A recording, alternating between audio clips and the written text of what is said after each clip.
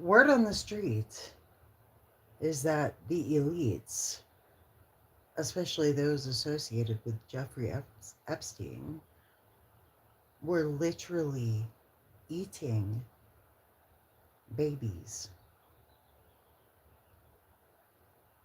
Do you remember in the early 90s when Chris Cornell sang a song about farming babies? Apparently, apparently, that's wasn't just a lyrical metaphor.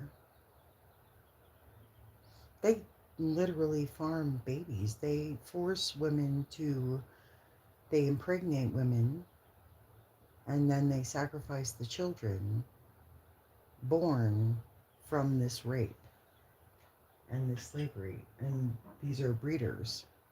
And they only are impregnated in these gruesome rituals so that the child born can be consumed. These people will gather together and consume a newborn child in front of its mother immediately after giving birth. That's what was going on Epstein Island.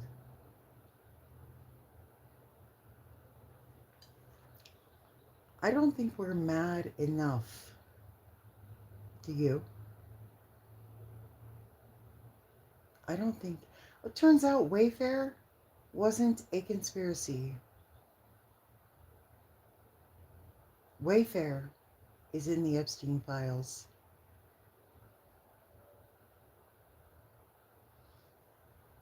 Has anybody heard from Eli?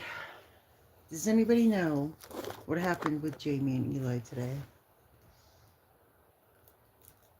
I checked for updates. I didn't see anything. Everybody's being very quiet right now. It's very interesting. There's this weird, uneasy silence. Like people are like I don't know. Eli hasn't posted. GLM has not posted. Um, it's so bizarre.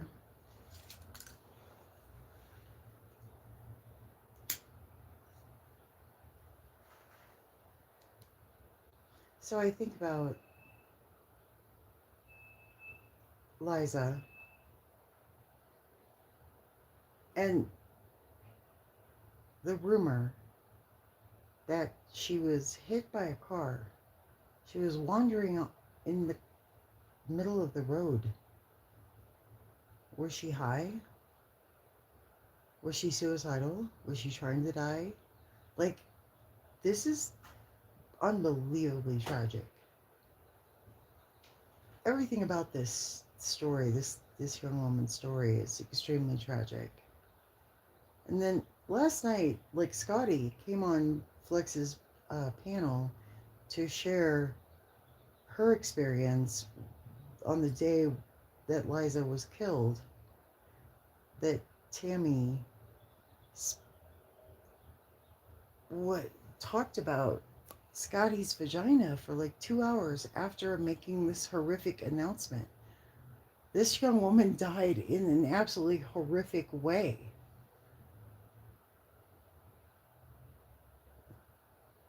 Like it's bad. And everybody's and Flex went on a rant. I'm sorry, but girl, Tammy, girl, you need to stop. Hello.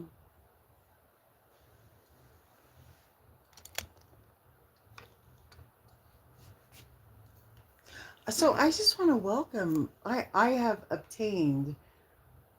Um, I think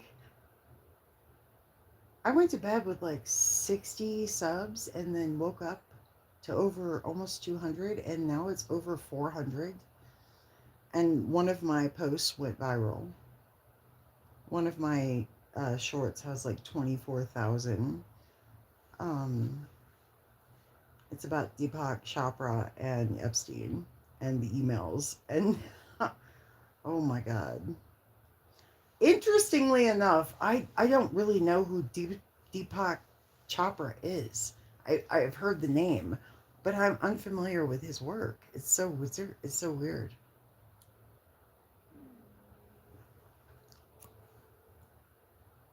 So, yeah, the elites are eating babies. They are creating newborn children and then killing and eating them immediately after birth in the presence of their mother.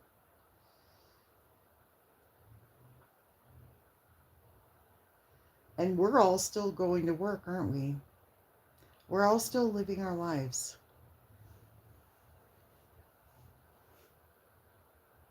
Like, this is not the horror. It is really hard to grasp. It's really hard to wrap your mind around. So I am here to teach you your magic. I am here to help you through this, the realization that everything you've ever believed is a complete fucking lie. So I'm here to help you. I'm here to help you through it. That's why you were drawn here. That's why you are drawn here. That's why you come back. Despite the fact that the things that I say are most likely going to be contrary to what you have been taught. That's because what you have been taught is a fucking lie to trap you in the matrix. Well, hello there. How are you? Welcome.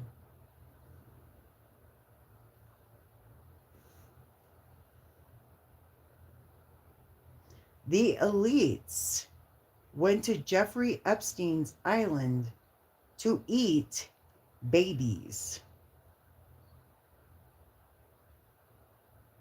And that's what happened. They committed horrific acts of violence against children.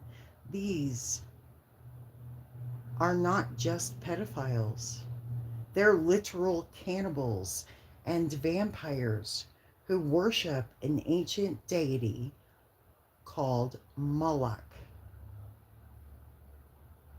These are the movers and shakers and the people who decide.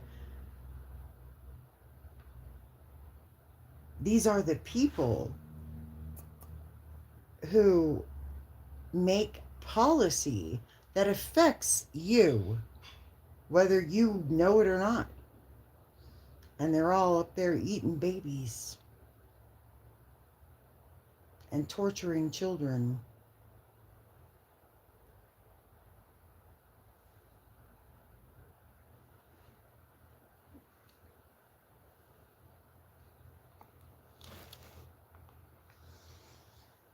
So this is the reality. This is the reality of the Epstein files.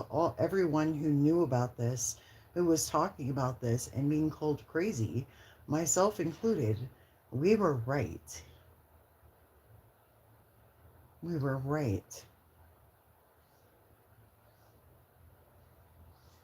So this pretty much is like, nobody's happy about this. Understand that all these people who knew, all of us who were right, have been fucking miserable.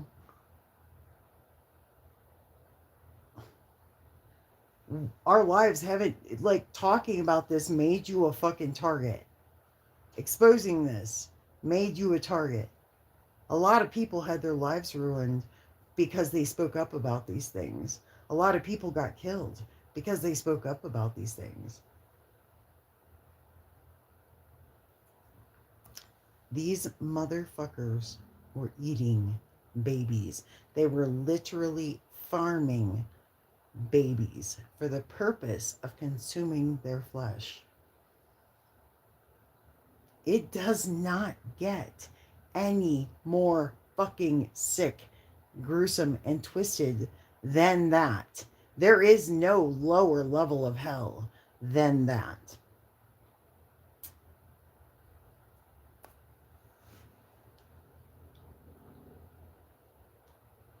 And that's what was going on at Epstein Island. And now there's like footage surfacing where there's a photograph of someone in Greece who really looks like Jeffrey Epstein. So that's going around TikTok.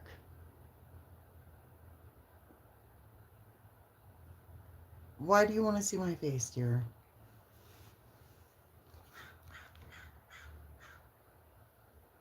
There.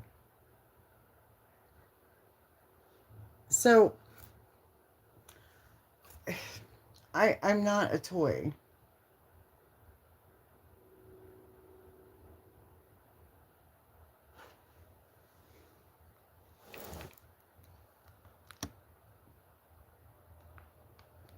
Your fortune is about to be read.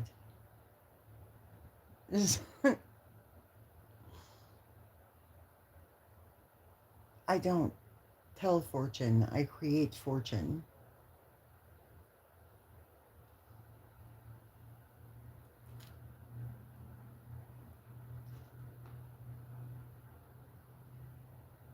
Straight up. I don't tell fortune, I create it.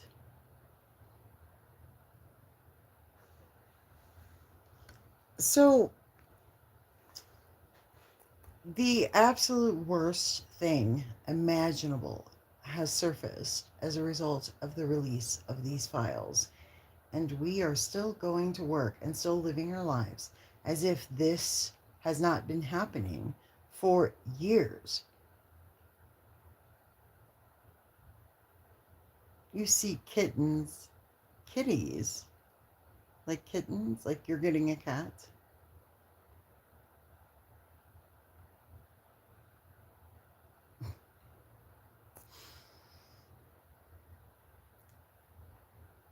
So this behavior, this conduct that affects every level of government and entertainment and literally everybody.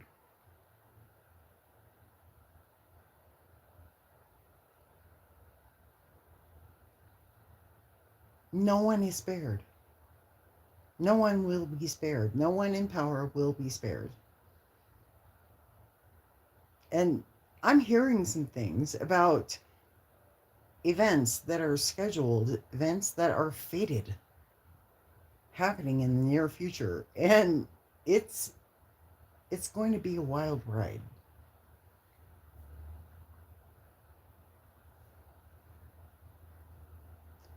It's going to be an extremely wild ride.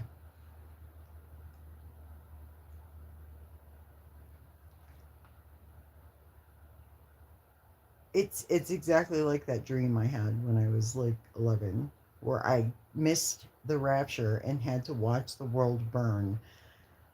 That rapture hoax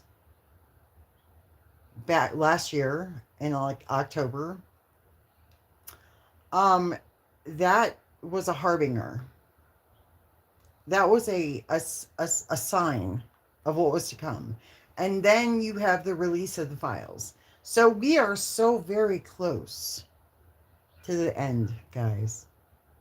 So very close. What did Yeshua say? He said that everything hidden would be brought to light. And everything that has been hidden, like the release of information thanks to the internet, the flood of disclosure that has taken hold of the world has led to the exposure and the release of the Epstein files and the truth finally being made known at last and the people being asked to choose. So I have a TikTok that I posted of a creator. Um, Understand, I share a lot of other creators' works, and I make sure their channel is watermarked in the video So if you want to go and follow that creator, you should. I'm sharing information and I'm sharing other creators because I like what they have to say. And I feel like what they have to say is important and needs to be shared. So I'm not trying to like take credit for anybody's work. I am simply sharing information and other creators. I'm promoting other creators. I also produce my own content. So I just share what I feel is important to share. And I don't really care because everything comes from source. And so I'm always willing to credit the content creator. I try and let people find, you know, you certainly I show you who and where I find my content. So I am promoting other content creators. So I love to do that actually. When the content is good, it should be promoted. It's how I believe. So I do share a lot of other creators' work because I want, like, I'm like, they're really good at what they do, and I want people to know them. So I use my platform to promote others. When I find content that is worthy of sharing, I like to share it and I like to credit the author. So, um, yeah, so you'll find a lot of content from other creators on my channel, and it's always like it's somebody that I feel that you should get to know, and you should go find them and look them up. And you should listen because listen, they fucking have been eating babies. They have been farming babies. Like, you need to get with the program. You need to wake up. It is not time to stay asleep. It is not time to ignore the things that are going on in the world. It is not the time to be stupid about what is happening in the world right now.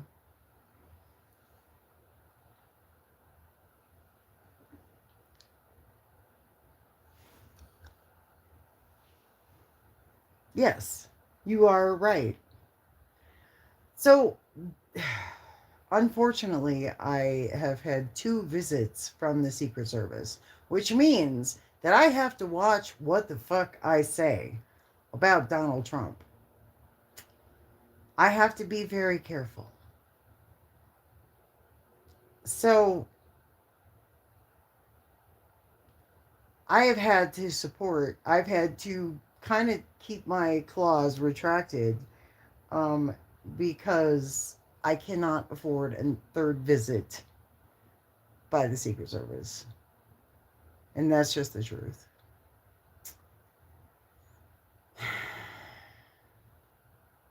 But the files have been released, so you are free to do your own homework on and your own research.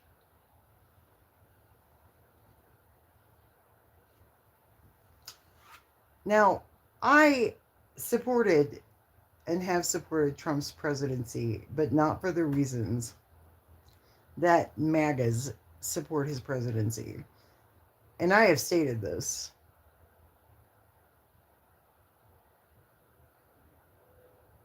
Yeah, that's. Don't resist, you won't get shot. That is so fucking Nazi Germany, 1933. That right there is, and don't don't believe it. Don't believe it. Don't believe that not resisting will save you. Not in this fucking economy.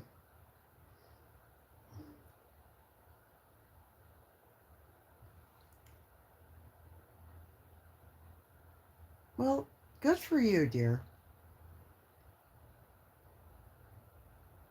I do not support American citizens being harassed or detained or murdered. So, by ICE or, anybody else actually. So, honey, I'm not going to ban you. We don't need to be fighting over this. My camera is pointed at an altar dedicated to the goddess of witchcraft. So I'm not that concerned about my personal well-being. Um, there's a crow, a raven, co-signing on to this.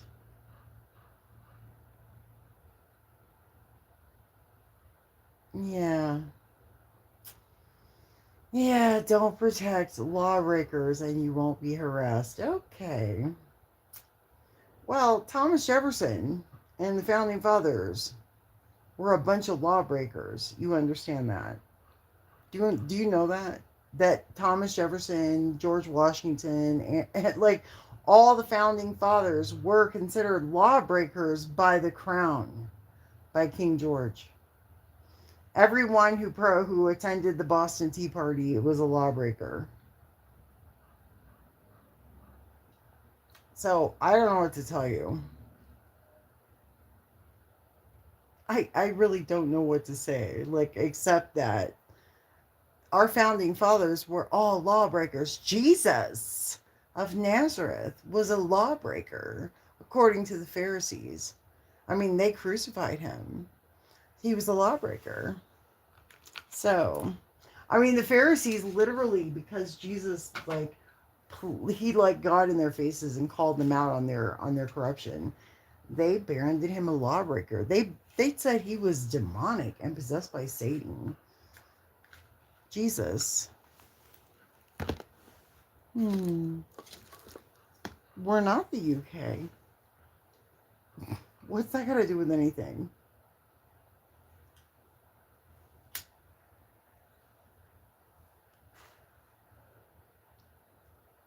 Revolutions break existing laws. Did you know that?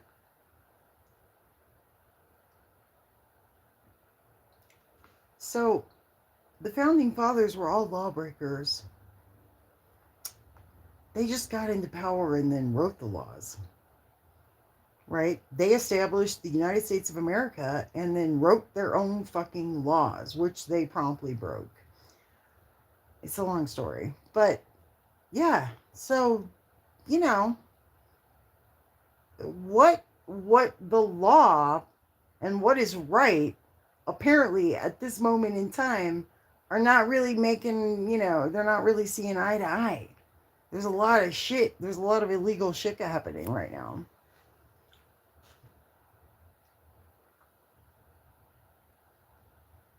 Doesn't matter. The story still is there and exists. Pay attention.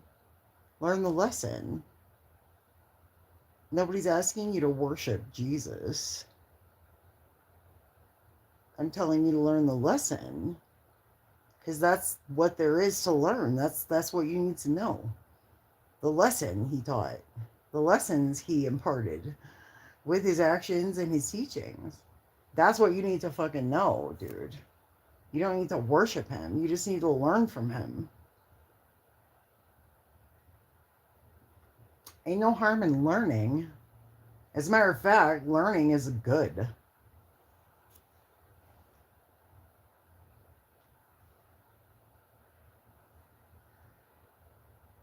So did Jesus. He believed in the Great Spirit. So, there's a source. So, the God of the Old Testament, Yahweh, was a minor Canaanite storm god who was given the Hebrew children to rule. So, he demanded that they only worship him. And then over time, he became synchronized with the supreme God because that was like the Israelites knew there were other fucking gods. The Hebrew children knew there were other gods. Right? They were in Egypt for like 400 years. So they knew there were other gods. This was not like those gods existed. They were real. So here comes Yahweh to Abraham and he's like, "Hey, only worship me and have no other gods. Like, you have to stop dating other gods. You have to stop flirting with other gods because guess what? Abraham's father, Tamar, was an idol maker in Haran, which was in Babylon, which is also ancient Sumer, right? So Yahweh approaches Abraham and makes a deal with him, makes a covenant, and says, hey, only worship me forever and ever and ever, and I will make your descendants outnumber the stars in the sky and the grains of sand on the beach, right? I will give you everything if you only worship me. Because Yahweh intended to take over and be the only God anywhere, to basically blot out every other deity who ever existed, even those who existed at the time, empirically existed, had cult centers and temples and their ruins, and there's so many gods that have existed throughout all of history. Well, Yahweh was like, fuck those guys, only worship me, and I'll make you the most powerful fucking nation on the planet. And Israel is taking that shit to heart.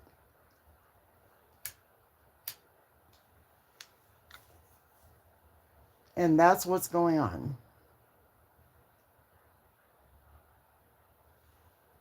So fast forward to the New Testament, when the Gospels, when Jesus showed up, Yeshua, and he kind of shone a light on this. And if you go back and read the Gospels through that lens of Jesus exposing this fraud, and that's why they murdered him, and then they made a religion to celebrate what they did.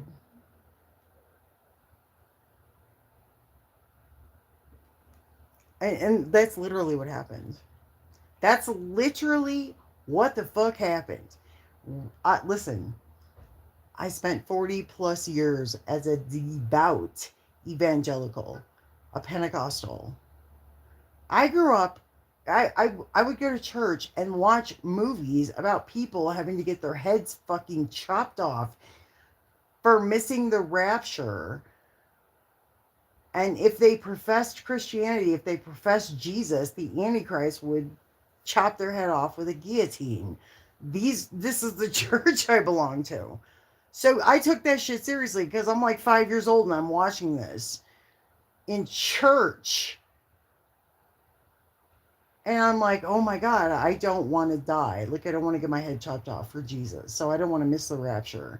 And then, like, I'm 11 years old and I have a dream where I missed the rapture and I had to watch the fucking world burn.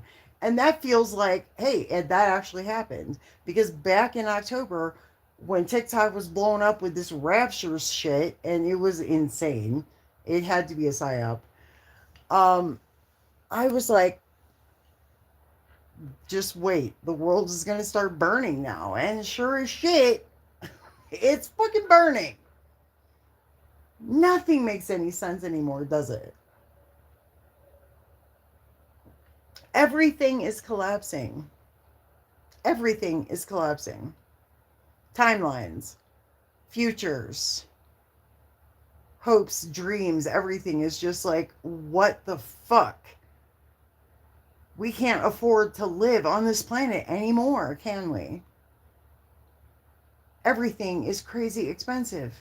Everything is out of control. The Gestapo are on the streets of America, killing people in broad daylight. White Americans. The first fatality of this war was a white woman.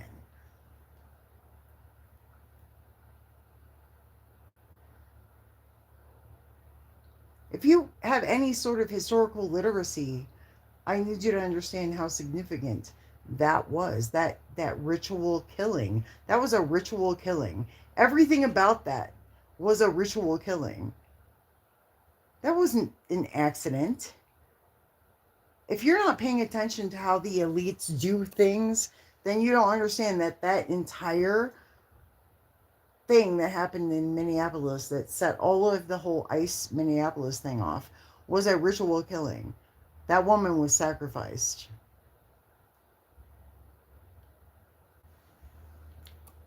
1000% she was sacrificed. That's the kind of rituals that the elites do to manipulate the masses, because they create these dramas and they put that shit out there and they divide the people, and it spreads like wildfire.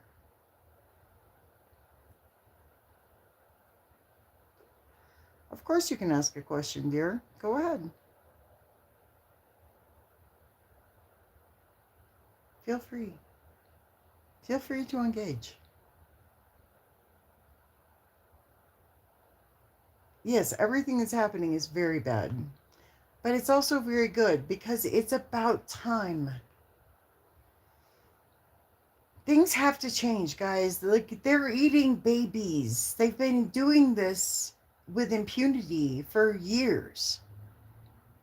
And it needs to come to the surface so it can be excised and exorcised and cast out from the land. Like, it has to be exposed. I'm sorry that you're uncomfortable. I'm sorry that this is traumatizing, but it's happened. And we have to say something and we have to address it and we have to put a stop to it. End of story. There's no other option. Come on. They were eating babies. They're farming babies. Don't just like, well, nothing I can do. No, you absolutely don't get to sit this out. No one does. They're eating babies.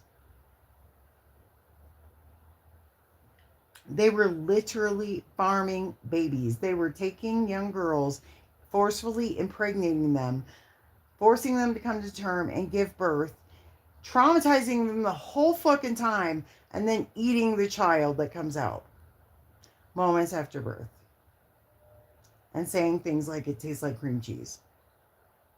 It's literally the most unbelievable shit you have ever heard in your life. And I can't believe, like, if you're still living your life and this does not impact you and this does not make you think about what you need to do, how you need to prepare, like, being afraid ain't going to save you. So you need to sack up. You need to fucking sack up. Yes, I know. It is horrible. Like, we need to come together, guys. We need to come together. Like, petty differences don't even fucking matter at this point.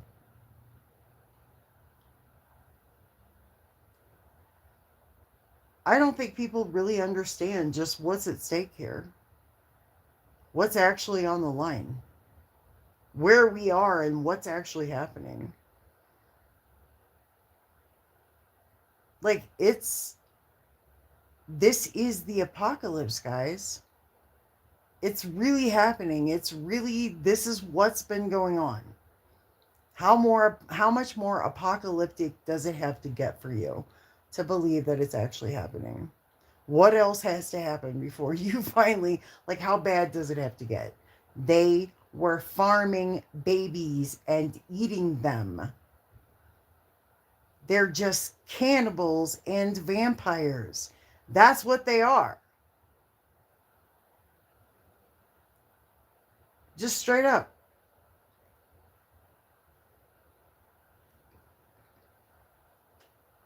It's disturbing, yes. It's hard to listen to. Oh, I know. Most of you who have been distracted by nonsense are just really, like, disturbed, and it's hard to listen to this.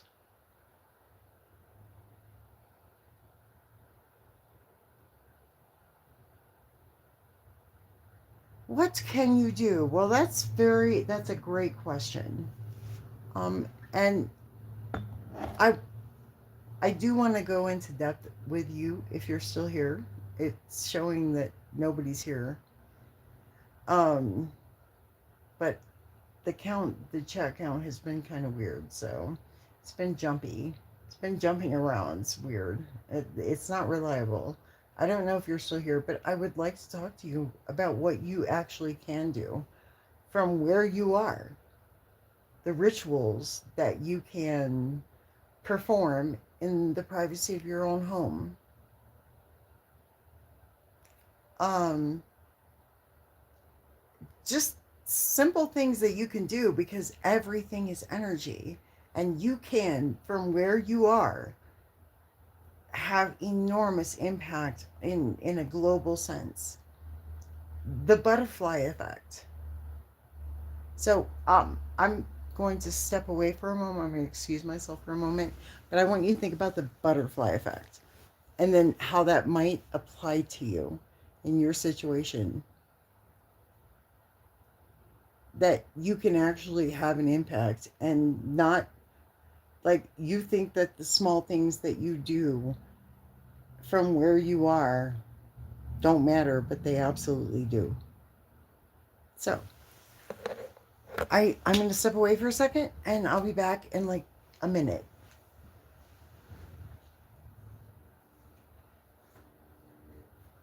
or two.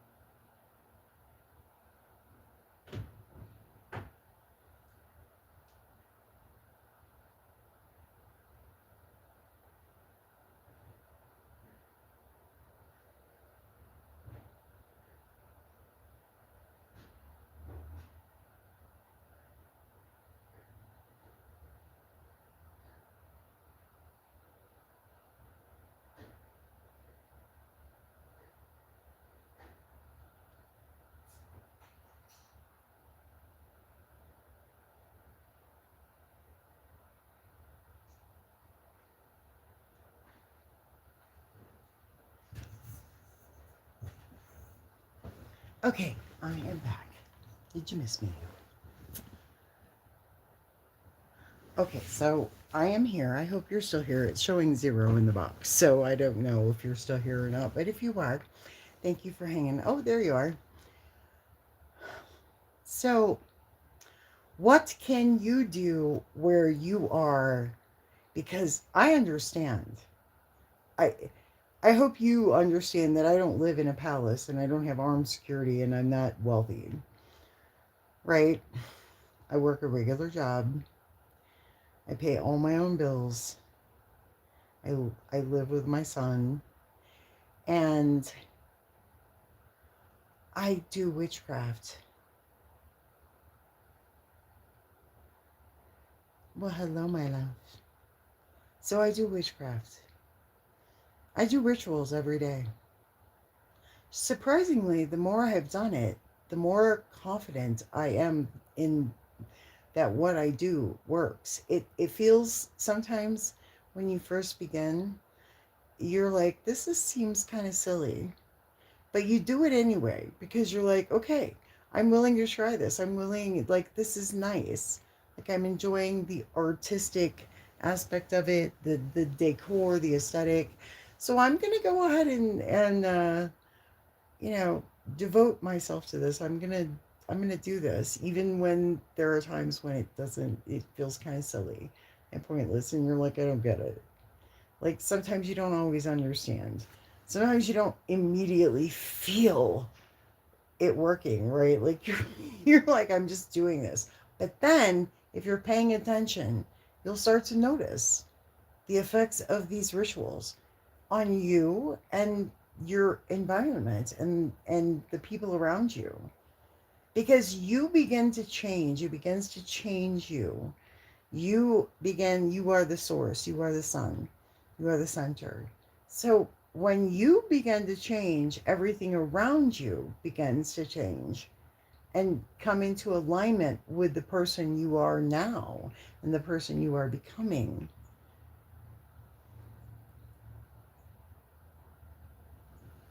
So as doing these rituals and taking the time to just like decorate my entire apartment and just make my entire bedroom, like now I have a second altar. Like I have a second altar. Like I am, this is solely, it's my whole personality, it's my whole reality. Like, I live, eat, breathe, like everything.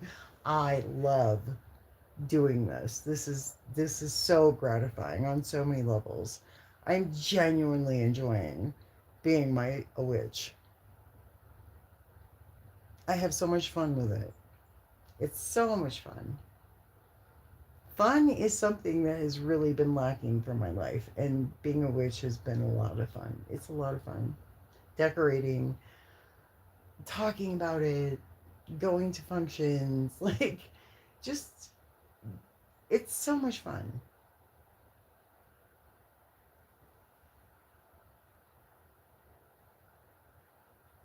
So, I am really connecting with the magic of my world and reality, and having a lot of fun with it, using a lot of my imagination and just whimsy, and just letting myself play and feel empowered. And it's really changing me, and changing me is what's changing my world. The change in me is changing the world around me, because my field, my energy field, is responding to the things that I'm saying, the affirmations, the invocations, the spells, the actions. Everything is lining up because I am putting my intention into the world, and I'm taking action here in this small space. I'm lighting candles, burning incense, reciting invocations, incantations. I am, sharing information on my social media about this path. And so I'm really making it a reality in my life, and I'm proving that it's true.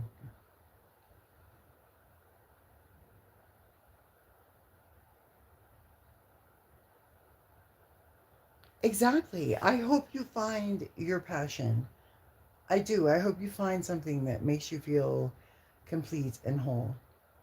And so I'm happy to share what I do.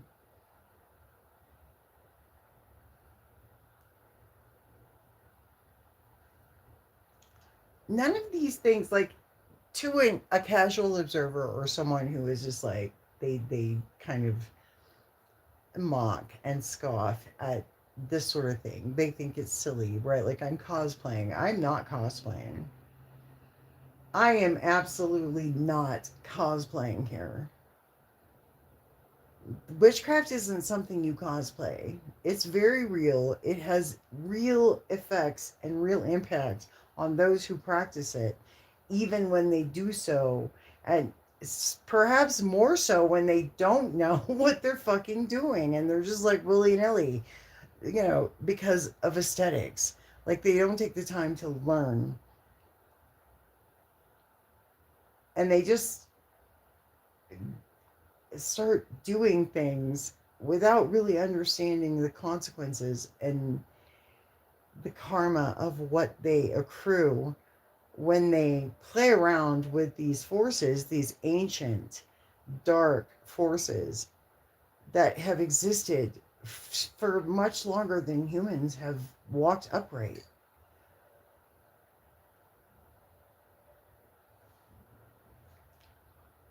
And they get into this, right? And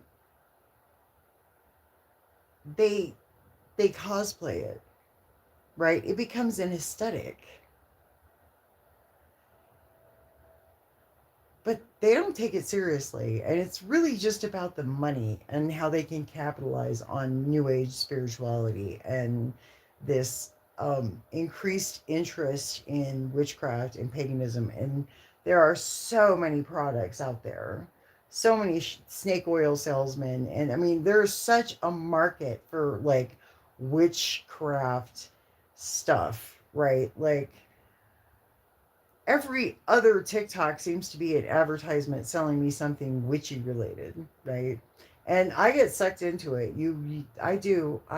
I'm a fish. There's some products that I've really Um, I've seen it. I'll be like, that's cool because I am absolutely into the aesthetic. 100%. I mean, everything about me is the aesthetic because I'm immersed in this practice. I love it. I'm a sponge. I just cannot get enough. I'm always doing witchcraft. I'm literally everything is like I breathe intention into every action. Right? Like I plant myself everywhere I go. That's magic. That's witchcraft. Being present, being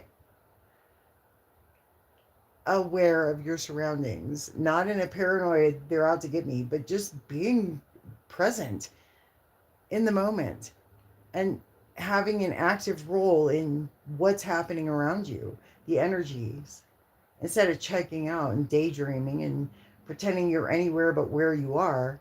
No, dial in and start to have a real impact on everything around you and everyone around you and the field. Don't live in the clouds. Come down to your current reality and start to live, really live where you are, and then realize you can actually start to change. Like your reality can start to conform right in front of you. Like miracles will start to happen, synchronicities, coincidences that are just like, what the hell? Like you will start to notice, like just it'll start small. And the more it happens, the more bold you'll get. And you'll start to ask for more and you'll start to expect more. And you will start to lean into this when you realize the truth.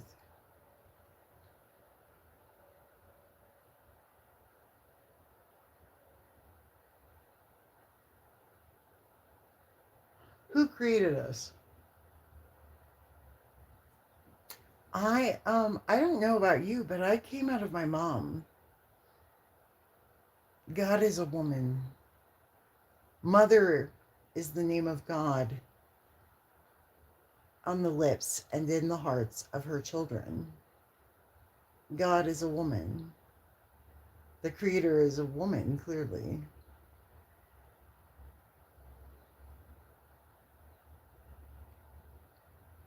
So, yeah,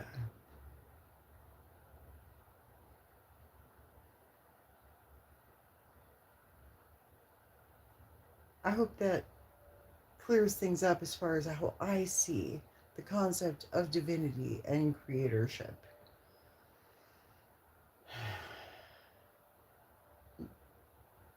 So, in Genesis, Eve's curse, Eve was called the mother of the living,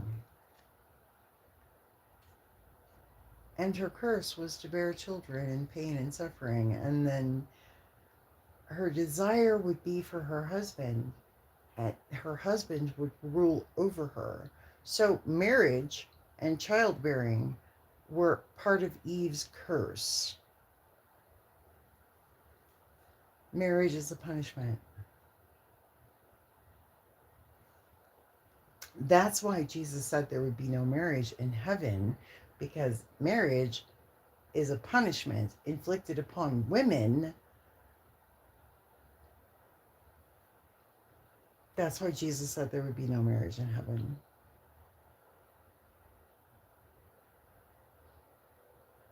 And just a reminder, I spent like 40 some years as a devout evangelical Christian before I became a witch. So you can't just be like, you just don't know, you need Jesus. You need to be delivered from this evil witchcraft. No, darling. There's nothing evil happening here. Literally nothing bad is happening here. So calm down.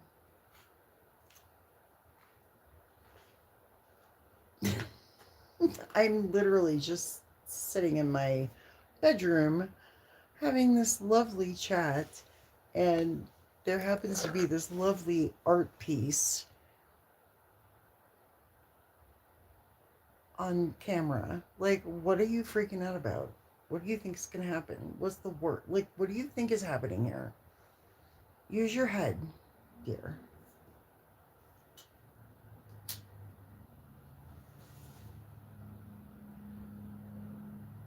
Certain words trigger people, don't you agree?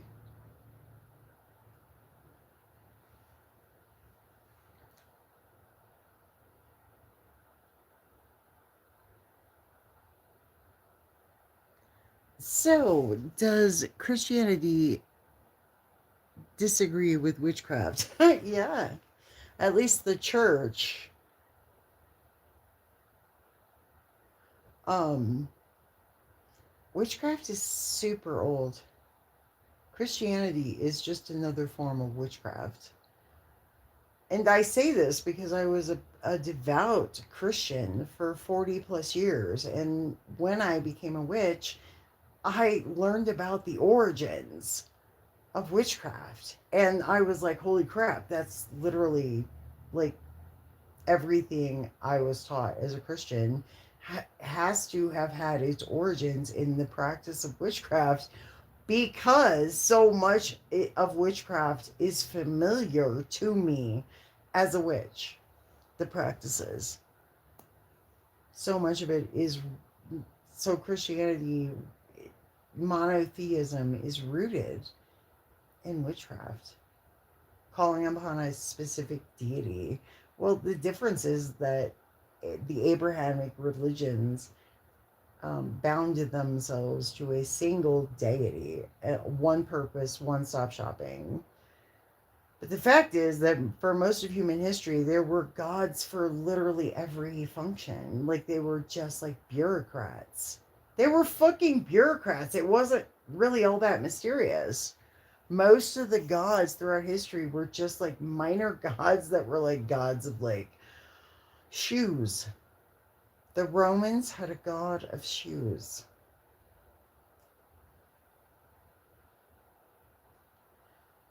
It it was that boring. It was that mundane. It wasn't epic. Most of the time it wasn't epic. They had a god of fucking shoes. Why? Because the Roman army moved on its feet and its stomach. The Romans were some of the most superstitious motherfuckers you'll ever meet. They were so superstitious that they would adopt the religions of the people they conquered to kind of appease the god, whatever god.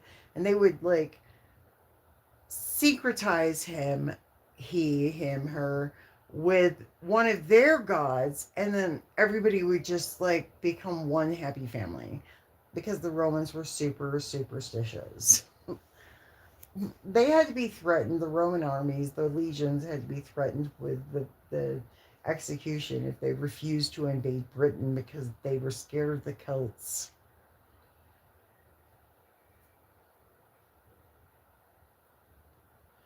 The Romans were so superstitious and the Celts were feared. And they were like, the Celts were directly related to the Tuatha De Danann, who were like these god people who inhabited Ireland in prehistory.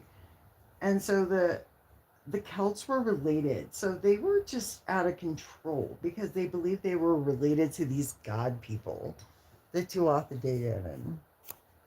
And they were just out of control. And they used a lot of substances, hallucinogenics. They relied heavily on plant medicine and plants and their connection with the earth to decide who was going to be king. And if there was a drought or a plague, because these were earth worshippers, so if there was a drought or a plague, it was assuming the earth was angry. And so the king would be arrested by the Celts, the Celtic priests, taken out to the bog and dismembered.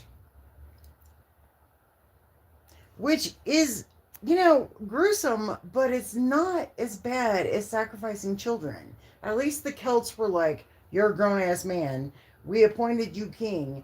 because you were approved by the earth that we actually worship. The Celts really were into earth worship. They were super into earth worship. So, whatever the weather did is whether or not the king got sacrificed at the bog. Whatever the weather was doing. So, the wheel of the year, which I actually have on my wall right there, that's the wheel of the year, right? Oh, I guess not. I guess I can't zoom in. But that's the wheel of the year next to my Stevie Nicks hat. And that tells you the seasons that are observed by the Celts and the Wiccans. The seasons. The Celts were, they acknowledged the seasons. They believed that each season had its own energy and its own power, and they sought to tap into that because the earth exhibited clear changes. The Celts were very concerned with changes in the earth because they were earth worshippers. So they followed the path of the sun and the moon and the seasons.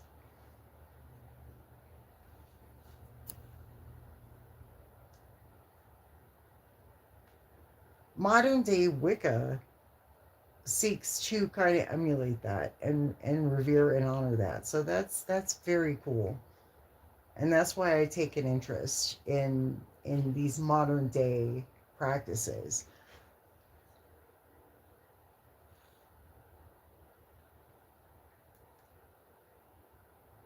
Because connecting with the earth, I think, is important. I mean, Gaia, we live on this planet like we have somewhere else to go. Like we are not affected by the changes in the seasons and the weather and the temperature and the climate. Like we are not living in fear of climate change because the earth is sick of our shit. And she has a long memory. And she was around for the flood because, according to the Book of Enoch, it was the earth who laid charges against the Nephilim. And it was the earth who basically decided that the Nephilim were not welcome to live on this planet anymore. The earth has a lot of fucking veto power about who gets to stay here and who has to leave, in case anybody's wondering. Extinction events are a thing.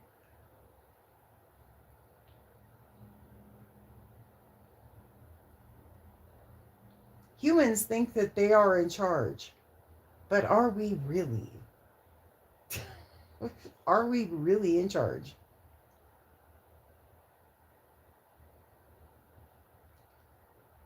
Because I don't really think that we are. Except I can teach you how to be in charge of your reality. The first thing that you have to stop doing is hating yourself. Because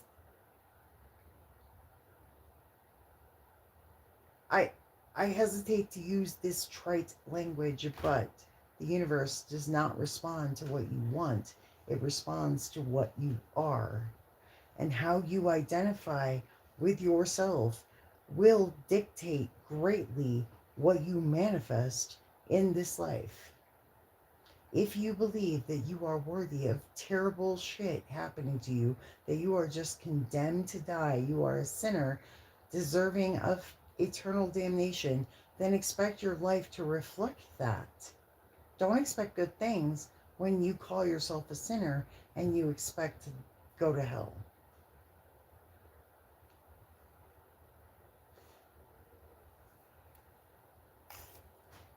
If you need the promise of heaven or the threat of hell to do the right thing, then you're just a shitbag on a leash.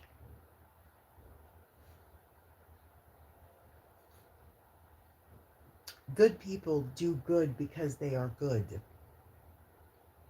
Period.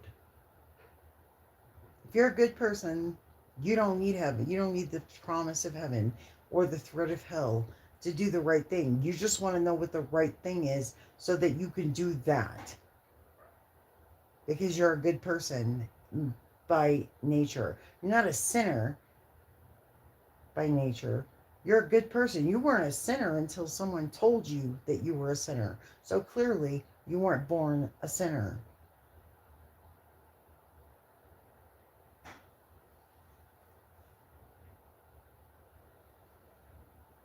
The knowledge of good and evil, right? That's what got Adam and Eve kicked out of the garden, was eating the fruit of the knowledge of good and evil. They didn't know they were naked until someone told them.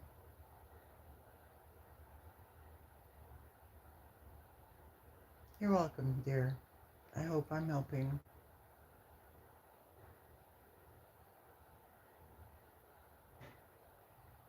Listen, people exist. Society is a thing that we have to learn to navigate.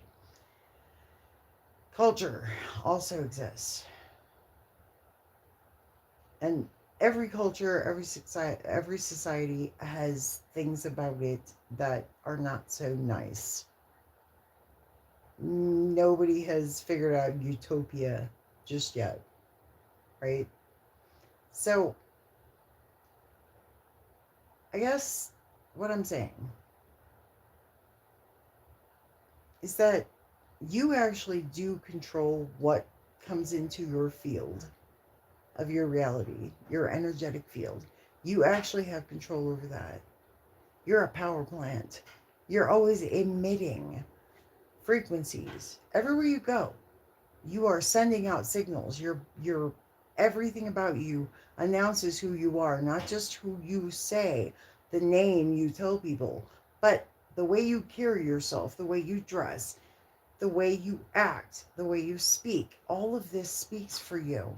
And it tells other people, emits a frequency that lets them know how to treat you. How do you carry yourself?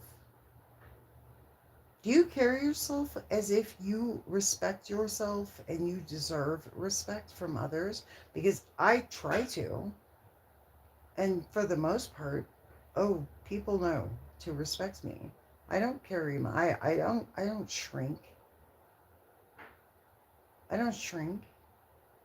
I don't shrink for anybody. I carry myself with dignity and grace, and I'm always in possession of myself, and people respond to that. So they see me as someone they can trust. They see me as an authority. They look to me because I look like I know what the fuck I'm doing, even when I really don't. And I'm just having to figure it out as I go along. But I always act as because I have this belief, inherent belief, that even if I don't know the answer, I can figure it out. I can get the answer. At some point, a solution will present itself. I just have to figure it out. And there's never not an answer to any question. Every question has an answer. And if you know this, then you've hacked the fucking code to the matrix. Every question has an answer.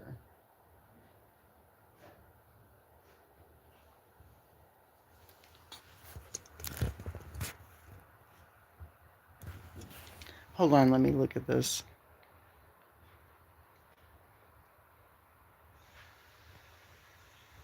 Yeah, I know.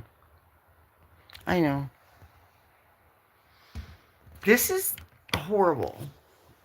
This business with Epstein and these people who are literal cannibals.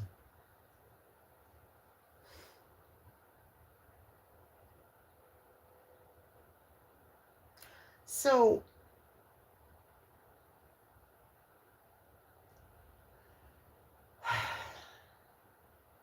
I'm old enough to remember when the internet wasn't nearly as regulated as it is now. And you could see things fairly easily. You could stumble upon images and content that you were not expecting quite by accident. And I remember when the internet was the Wild West, and I was a sponge, and I was fascinated with this technology. And I didn't like I wanted to see everything, right? Like I'm not I'm not afraid to see in the dark. I'm not afraid to look at the dark side. And so I saw some things in the early days of the internet that to this day had left a fucking imprint on me. The videos that I saw, the things that I saw, the things I had access to before they had filters and shit. Oh my God, people were just uploading, and I saw things. I saw things that I know I should never have fucking seen. The internet was wild. There was no filter, there was no Google. I know I saw things I should never have seen. Things that I I literally once destroyed a hard drive. Like, not illegally. It was just I got a virus. Again, there was a lot of it, just unregulated activity on the internet, and I contracted a computer virus that literally forced me to go and destroy this hard drive because I didn't want to infect any other computer with this thing. I had to destroy my hard drive and go buy a whole new computer the next day. Like, because I clicked on a fucking link and it was like 2000. Right, it was like 26 years ago, and I clicked on a link, and all of a sudden my computer just like seized up, and all these windows kept cascading. I couldn't do anything. I literally had to unplug the box and remove the hard drive, and then destroy the hard drive because I realized I caught a virus, and if somebody got a hold of this hard drive and plugged it into their system, they would have this fucking virus.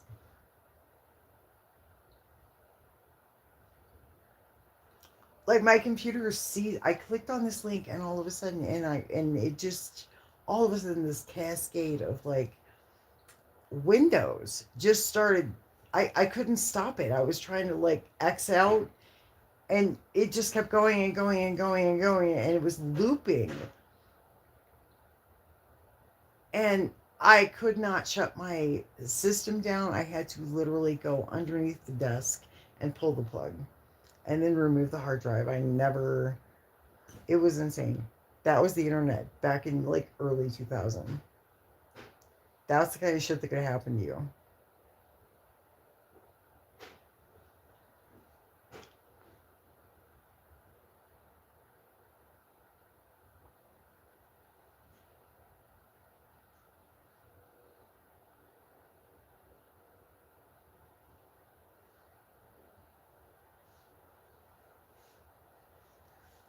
I agree.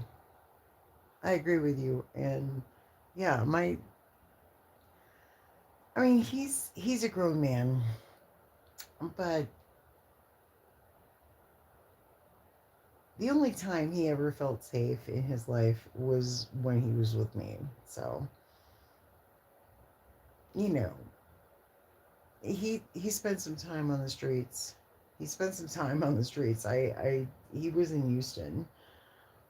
He was on the south side of Houston for a couple of years. I mean, he saw some things, and the only time he's ever felt safe is with me because I'm, I, dude, I'm a witch. Just straight up, I'm a witch. I don't pretend to be otherwise.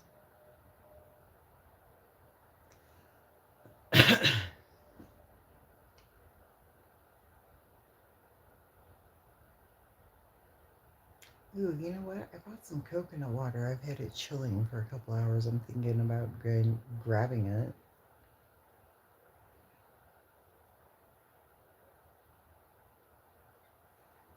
I like coconut water. I should have bought some lime. I really like coconut water with lime.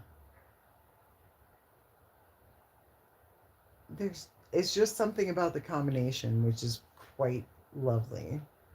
Coconut water with lime is quite lovely. I might add some lemon. That's all I have.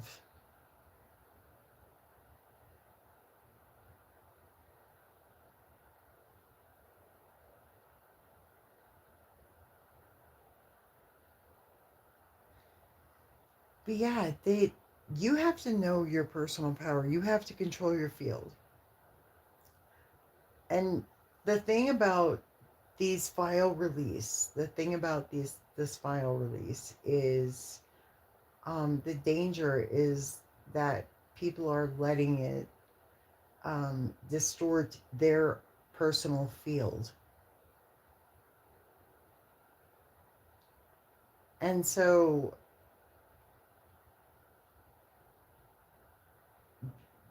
the news is absolutely horrific. I mean, the news everywhere is absolutely horrific at this point.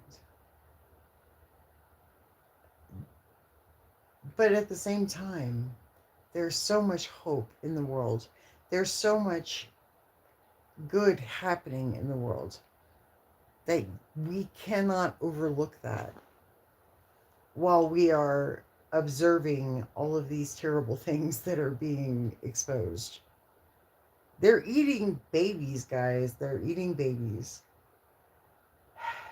I, I'm having a hard time reconciling that. I'm having a hard time figuring that out. I'm having a hard time with that fact.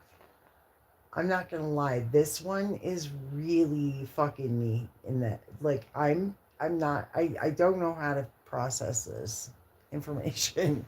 I am not gonna lie. I don't know. I like it. Just keeps saying this phrase over and over. They are eating babies. I can't escape this fucking image. I can't escape it. The horror of it, the truth of it, the realization, being right. Are you serious? Like,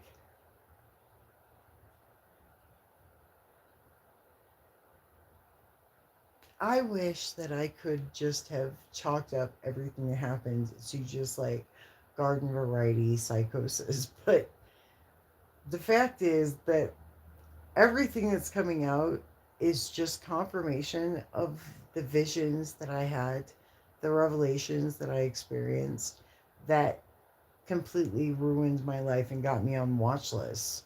Because guess what? They were telling the fucking I was apparently keyed into something and I shouldn't have known what I knew because it put me on a watch list. Talking about it put me on a fucking watch list.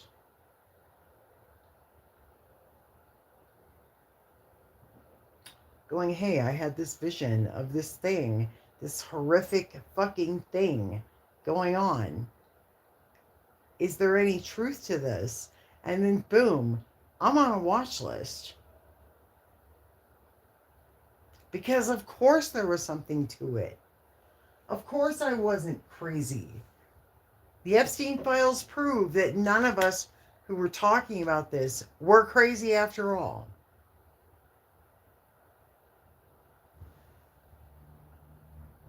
What world are we living in? Honey, I don't know. This is some bizarro shit. I get that.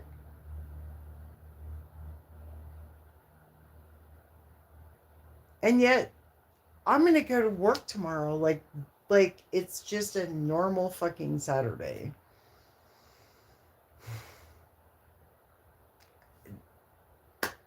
Because what else am I going to do? I still have to live and I'm actually really happy with my life. I'm Things are going well for me. And at the same time, the world is fucking burning. While my life, my personal life is going really well, right? The world itself is burning. Everything outside of me is on fire right now because the Epstein files have been released and we all missed the fucking rapture, apparently. End of story. We all missed the rapture, so we all have to. Um,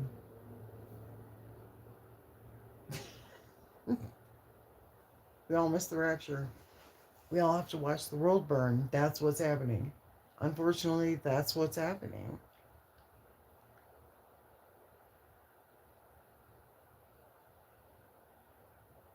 But if you hang out with me, you'll be okay.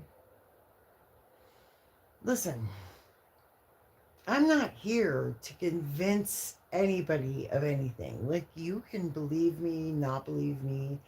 I don't care. It's not about me, it's about you and your future. And if you respond favorably and you respond kindly and you respond thoughtfully rather than mockingly or hatefully, trollingly, like if you're genuinely connected and you resonate with what I'm saying, then yeah, let's be friends. But I'm not asking fucking permission to say these things. I'm sorry. I'm not asking your permission to tell you what's up. You can believe what I'm saying or you can scroll away. It's totally fine. You do not, this is, maybe it's not for you. It might not be for you. If it doesn't resonate, then it's probably not for you. That's not on me. if if what I'm saying does not resonate, if there's not something about me that you see and you're like, yes, I connect with this information, I connect with this energy, I connect with this person, I feel something, I want to know more.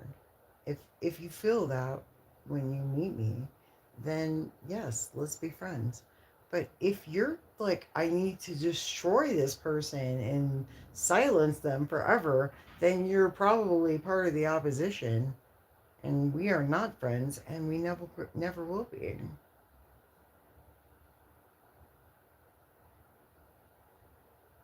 It's pretty simple. Anyway, I'm thinking about coconut water. I'm gonna go grab that. I'll be right back. That suddenly sounds very refreshing.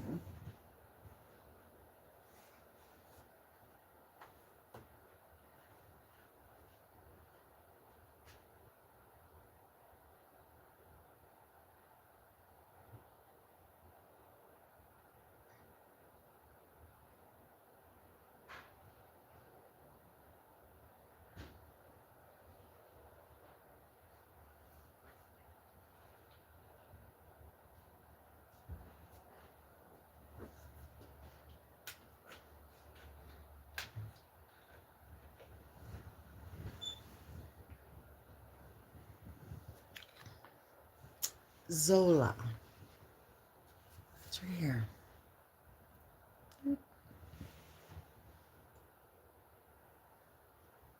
So coconut water is like better than Gatorade for hydration.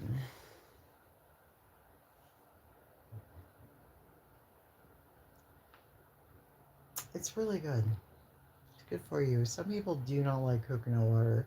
They don't like coconut, and I respect that. But you're missing out.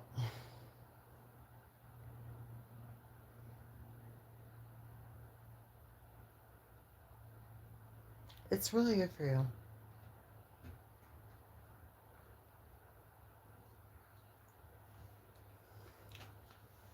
It's good for you. Good for you.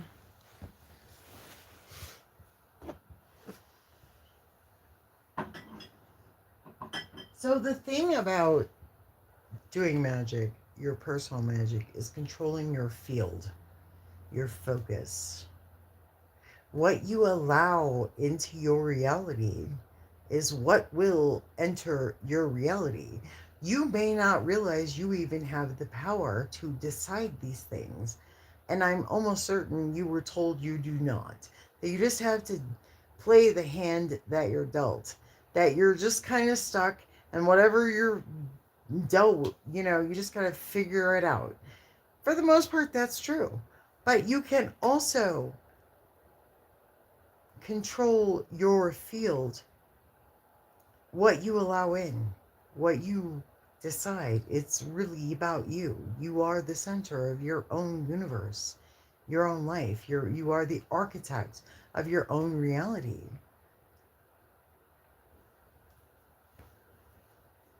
Why do you believe that you were born sinful? Because you were told this. Why do you believe anything that you believe? It's because you were told. Well, how do you know you were told the truth? Because they told you when you were too young to know the difference?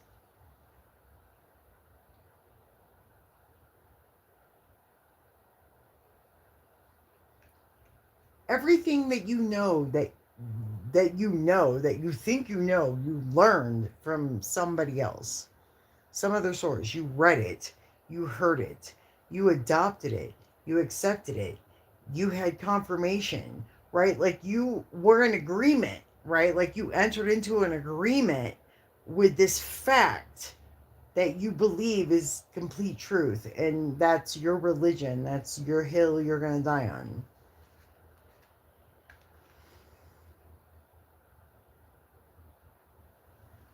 That's how cults are started, guys. That's how religions are started.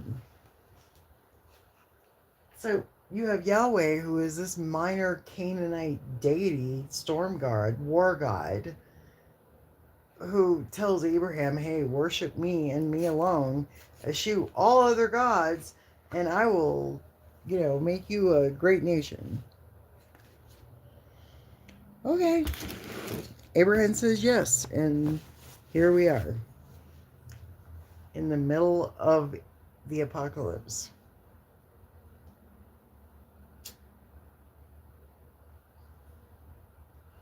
We're literally in the apocalypse, guys. What are you worried about?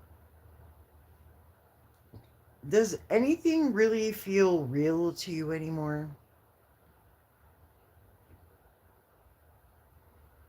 Does anything really feel like it's stable? Like, look at my fucking bedroom. I am just full of whimsy these days. I'm just outright doing witchcraft because why the fuck not? Like, none of the normal rules apply anymore. People are just doing whatever the fuck they want. So this is what I actually enjoy doing. Witchcraft.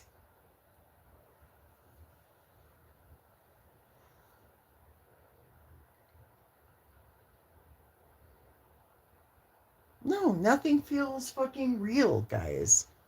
Everything feels like a fucking movie, right?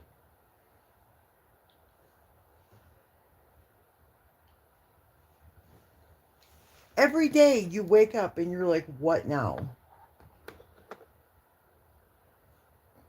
What's next? They were eating babies. They were eating babies. There is no lower depth of atrocity and depravity that you can achieve than to consume a live newborn infant in the presence of his mother. And this is apparently what they were fucking doing on Epstein Island.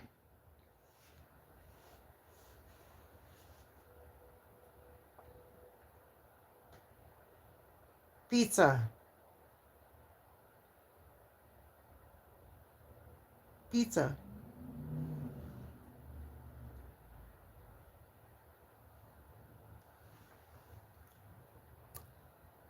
That's what they were doing.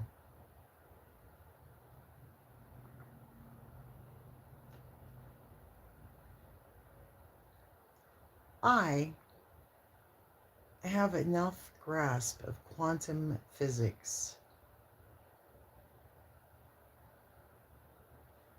And if you want to survive these assholes and what they're willing to do to maintain their power, then you will want to grasp these concepts as well. And if you're following me and you're taking note, you're going to pick up on it.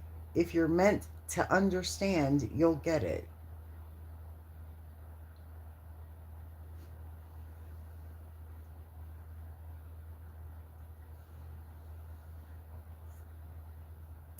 It's not for everyone.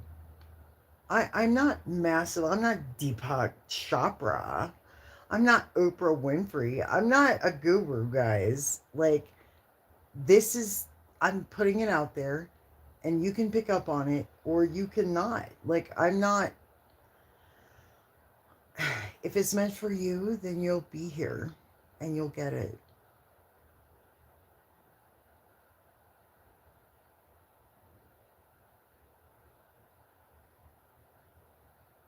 I know. It's literally like I can't stop thinking about it.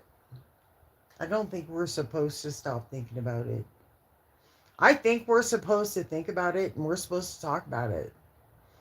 This is not allowed to be covered up anymore. We have to talk about this. We have to say it. We have to be horrified. We have to be sick to our stomachs. We have to want that to stop immediately. We have to be outraged beyond outrage at this. We don't get to pretend like that ain't happening.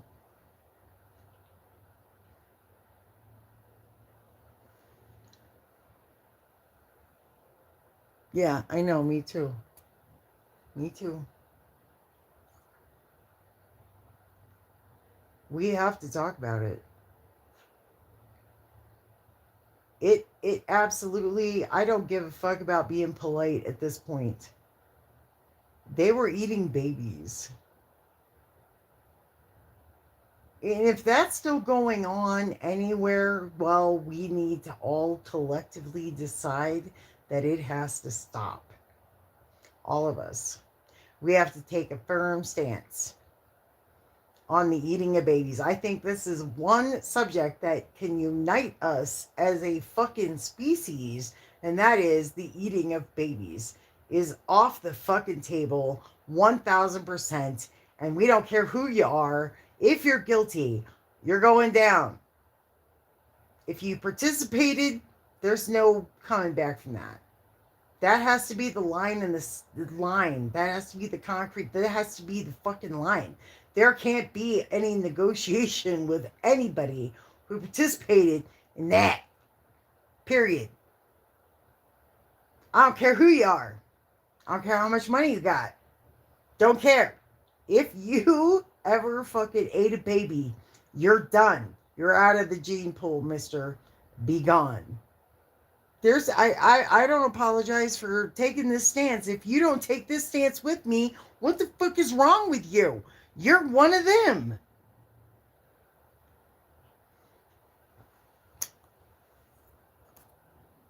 Go ahead, argue for the baby eaters. I dare you.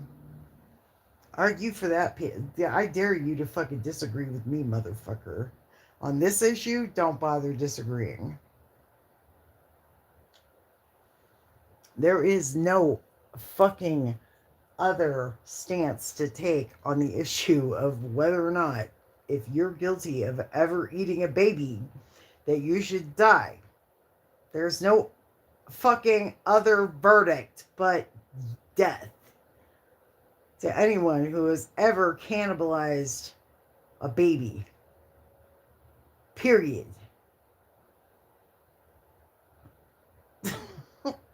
I, I don't know what to say. Don't know what to tell you.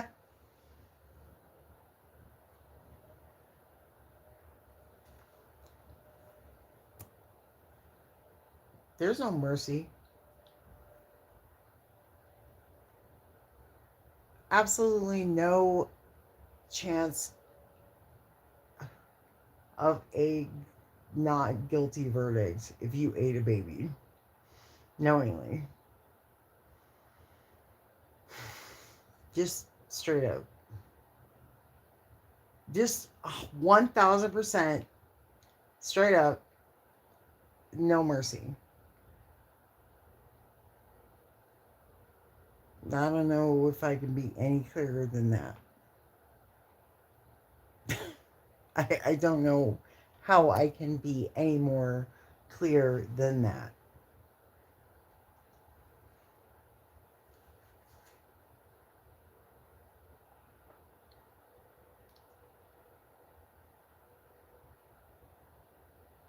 I know. I know. But that's all going away. That is all going away. I don't think people understand where we are and what's happening, but it's all going away. None of this is going to just go back under the rug. It's too late for that. Project Looking Glass.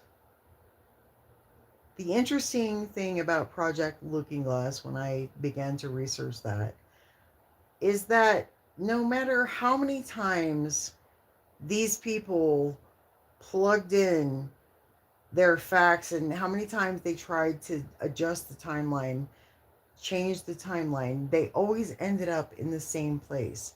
They couldn't escape their fate.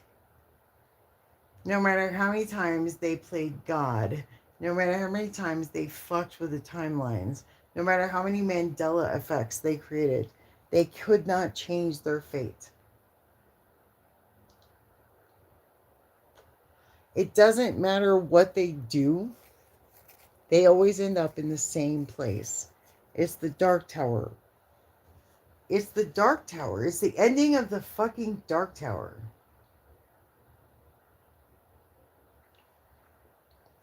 When Roland Deschain, after 7 fucking books, finally got to the top of the fucking tower, the thing he had been seeking for 7 fucking books and 40 years in the making, and he gets to the top of this tower and he opens the door and he finds himself at the very beginning, because he was going to have to relive it all over again.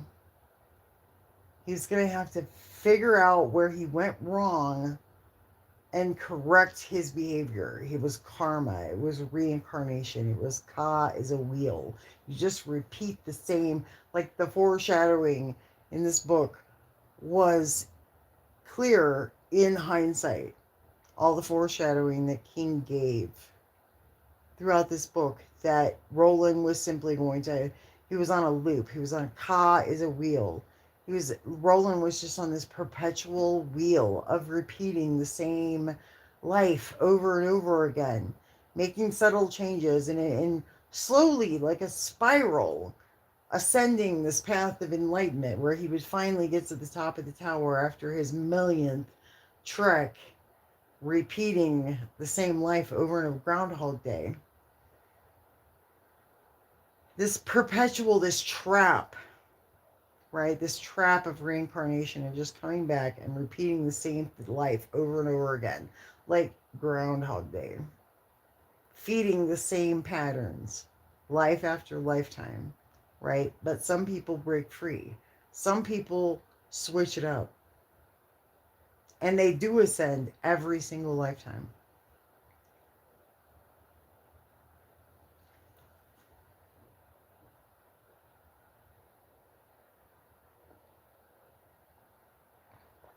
We've never seen anything like this, dear. I've never in my life seen anything like what's happening these days. This has no precedence. This has no precedence. This is incredible. They are eating babies. And this whole time they have been playing in our fucking faces, rubbing it in our faces, mocking us, treating us as cattle, as food, as commodity, mocking us, living off of our labor, while they feast on babies that they farm specifically for this purpose. This doesn't get any more depraved, guys. There is nothing on under the sun more depraved than this thing that I am saying. There is no more fence riding. There's no more fence sitting. You have to choose a side. You have to choose a side. You have to take a stand on this subject. This is going on. This has been going on. This is what they've been doing. You have to know about it, and you have to take a stand against it. You have to be public about that. You can't just pretend like this isn't happening. You cannot ignore this. You're not allowed to ignore this. This affects everybody on this planet. You're nobody gets to look away from this. Nobody gets to ignore this. Nobody gets to ignore this, guys. Nobody.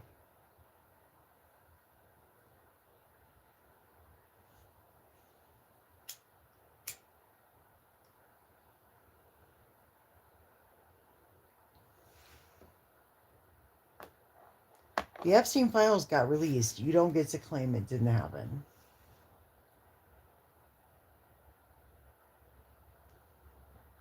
And you don't get to pretend it's not happening. I don't care how uncomfortable it makes you. I don't care how sick to your stomach that you feel knowing this is going on. I hope it does make you sick to your stomach. It means you're human. It means you have hope.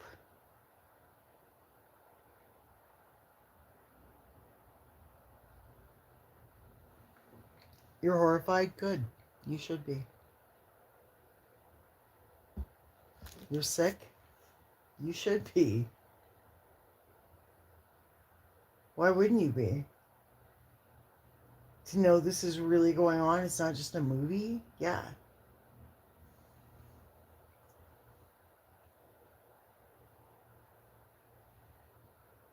Now, what do? You cleanse your field.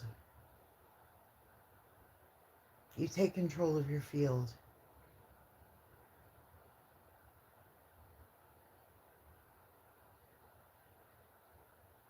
You have to change your reality on a quantum level because quantum physics creates atomic physics. Like, there's the quantum realm and the atomic realm, and the quantum realm comes first. So anything that you do, you have to do on the quantum level if you want to see it in the atomic level. You can't change the quantum from the atomic. You have to change the atomic from the quantum.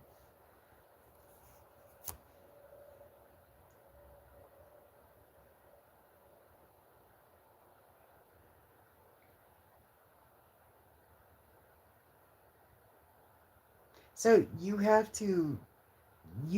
a field, you have an energy field that is emanating from you. You're like a sun. You are very, very much like a sun. And you emit a frequency and an energy. And this invisible um, energy field, it meets with other energetic beings that are surrounding you, people, right, who are also emitting their own energetic imprint into the world around them. And so you commingle, and so sometimes you're compatible and sometimes you're not. You're going to meet people with whom your energy is not compatible with theirs. And so you're going to recognize that and you're going to mitigate any harm and you're going to move away and find a place where, find energy that you're compatible with.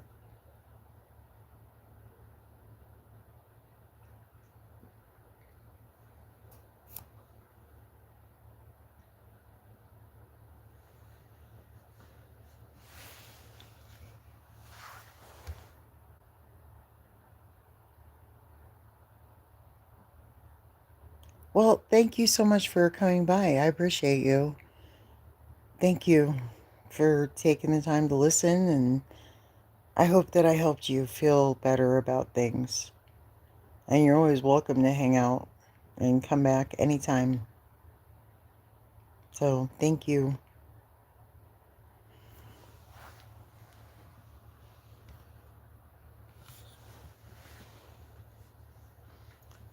So when so the change that you need to make happens within yourself and how you present yourself to the world around you, because as you move through the world, you broadcast who you are, and you give people clues on how to treat you by how you present yourself in the world. So yes, appearance matters. How you carry yourself absolutely matters, because that's your energetic calling card. So you have to carry yourself in the world in with confidence and with grace and with poise, and you have to know yourself. You have to believe that this is who you are. You have to put that out into the world. And then people will respond to the energy that you present, and they will act according to that. They will respond to you. So you control your field. You control how others treat you. You control how you interact with the world around you, because that's the reality that you are actively creating with your presence in the world in which you live. And you can't change it. You can't magically bibbity bobbity boo your way out of whatever circumstance that you're in.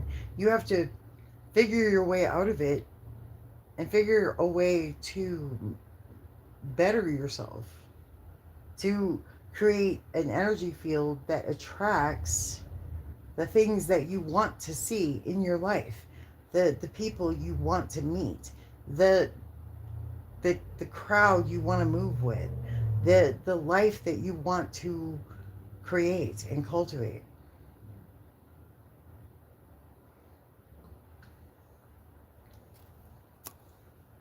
That's your energetic field, the imprint that you put on the world. So yes, how you present yourself to the world matters. 1000%. It's probably the most important thing about you is how you present yourself to the world. The image that you, the energy that you're putting out. That you deserve respect. How do you carry yourself? Do you carry yourself as someone who deserves respect? How do you conduct yourself?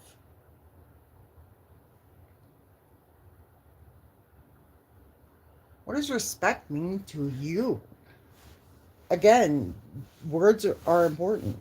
Words have meaning.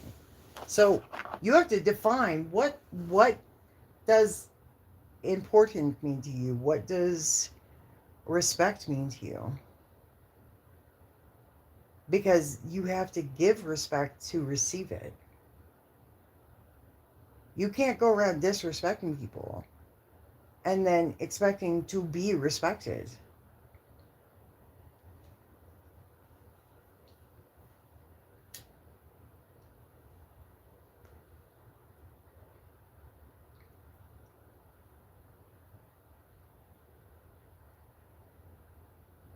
So when you present yourself to the world a certain way, you have to expect a certain reaction from the people around you, because you're acting in a way that is going to elicit a certain reaction. What kind of reaction are you trying to elicit from the people you meet? Are you trying to be aggressive? Are you aggressive? Are you hostile? Do you give off that energy to people when they meet you?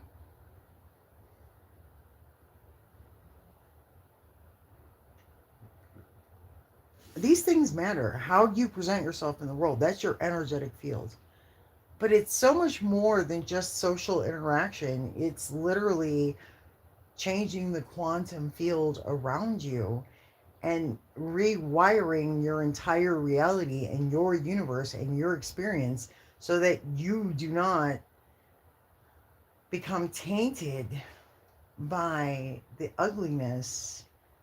I mean, there's a timeline here that is just atrocious that I want to shed myself of. Like, I don't want any part of that. eating babies. Like, I can't, like, what fucking timeline am I in right now? How did I end up here? How did I end up on the timeline where they eat babies? I don't want to be here. I want to change that shit. I want to I want to transport out of that reality. That timeline is shit.